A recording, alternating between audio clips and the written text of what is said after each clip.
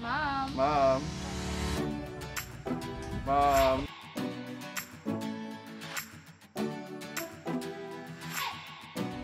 Magandang buhay! Nandito kami ngayon sa West Coast National High School, Barangay Duminorog, Calabanga, Camarines Sur. Kasama ko po ang isa sa mga teacher dito, na si Ma'am Crystal May Villante. Ma'am, magandang buhay po sa inyo. Magandang buhay po, sir. Okay.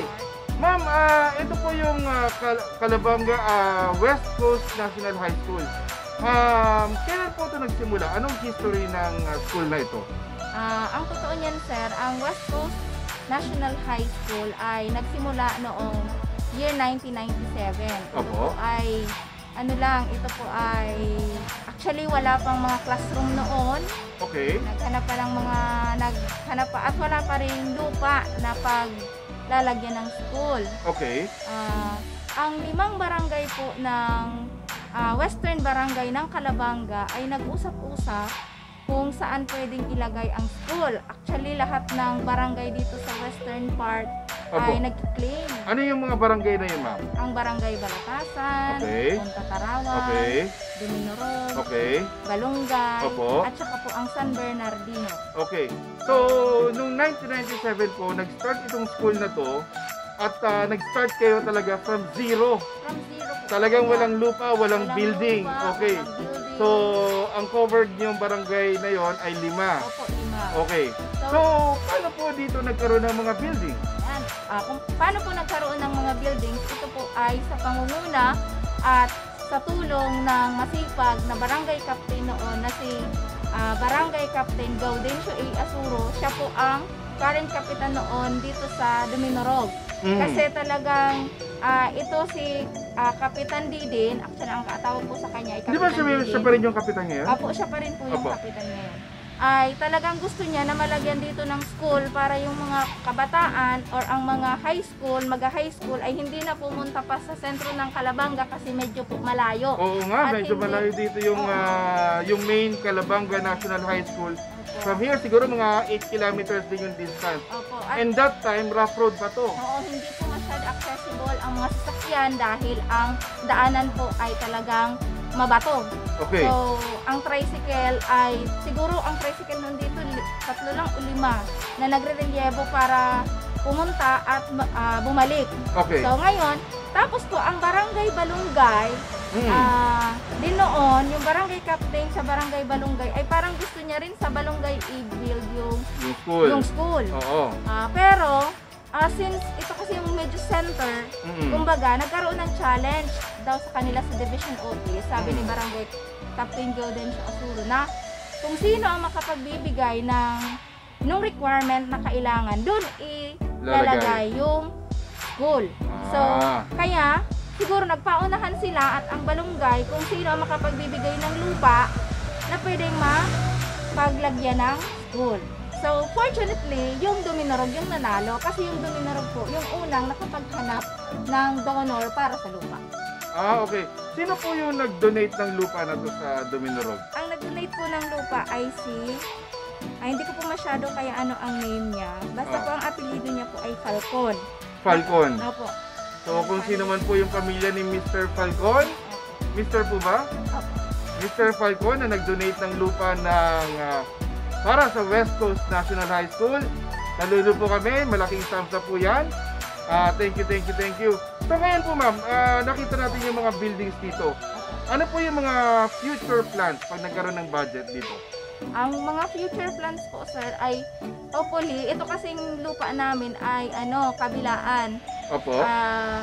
May sa gitna, may Kalsada, main road, Opo, may national main road. highway yan actually. Opo, national highway. So, dito po sa part na, dyan po sa kabila, okay na po kasi yung classroom niya ay kompleto na. Pero dito po sa kabila ay kulang pa kasi po swampy ang area. Kailangan pa po ng dumping na lupa para malagyan po ng mga classroom. Okay. Yan. Tapos po, fence.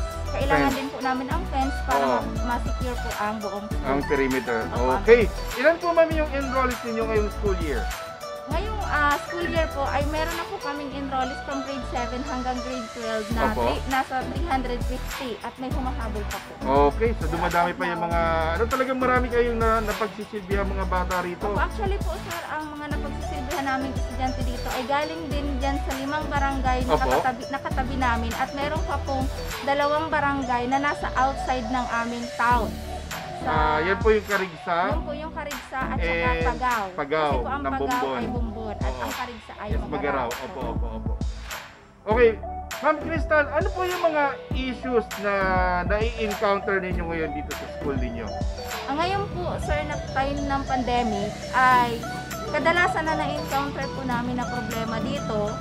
Kung ang pinag-uusapan po ay mismo dito sa school, ay ang security ng aming school. Okay. Kasi po, meron naman kaming security guard, pero actually, walang security guard, utility lang namin siya. Okay. So, very low ang compensation. Okay. So, syempre po, ang kanya namang trabaho ay intended lang naman doon sa kanyang compensation. So, Oo. wala po kaming security paggabi. So, kadalasan pong nag-encounter namin dito ay yung isang classroom namin nasunog. Kasi Okay. may mga bata siguro na Naglaro ng naglaro apoy. ng apoy, opo, ganyan. Tapos minsan po nananakawan ang aming mga classrooms. Okay. Pero lately po ngayon ay wala naman na masyado. Ayaw na po namin mangyari sana yon. Oo. Tapos po, isa pa pong na-encounter namin na problema ay kulang po ang aming mga comfort rooms.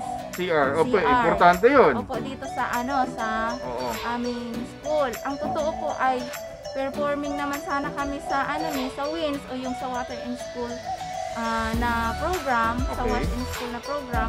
Kaya lang po ay nagkukulang kami sa mga facilities katulad po ng hand washing area at ng CR. So, ang mga current issues nyo po ngayon ay security. Kasi yung nag-iisang security guard nyo ay hindi rin talaga security guard. Kulang kayo sa pen.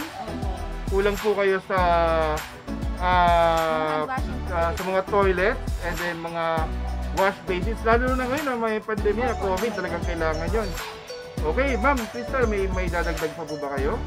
Tapos po sir, sa case naman po ng mga estudyante namin, kasi baka makatulong din. Oo. Sa case naman po ng mga students namin, kasi po ngayon bagang pandemic ay uso na ang mga online.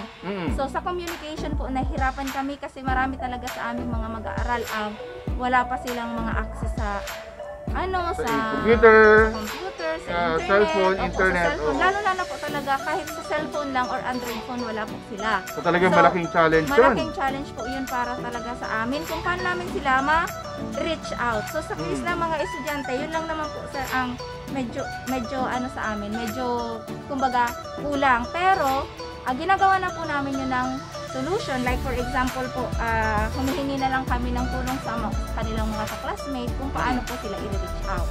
Okay. Tapos kung paano din makakatulong yung aming mga instructions makaabot din po sa kanila. Ayun. So, baka lang po may mga nakakapanood sa atin na may mga mabubuting kalooban na nais pong tumulong para sa education po ng mga taga rito sa West Coast National High School, Calabanga, Camarines Sur.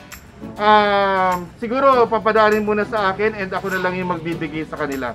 Marami pa po akong i-vlog the school, so baka pare-pareho ng issues, i-calculate na lang and then baka lang may mga taong pwedeng makatulong na ma-resolba ang mga issues ng schools na to. Maraming salamat po sa panonood ninyo ng aking video. Huwag niyo pong kalimutan na mag-like, share, and follow po ng aking page. Mark Anthony Robles po ang pangalan ko sa Facebook. Maraming salamat po at magandang buhay sa inyong lahat.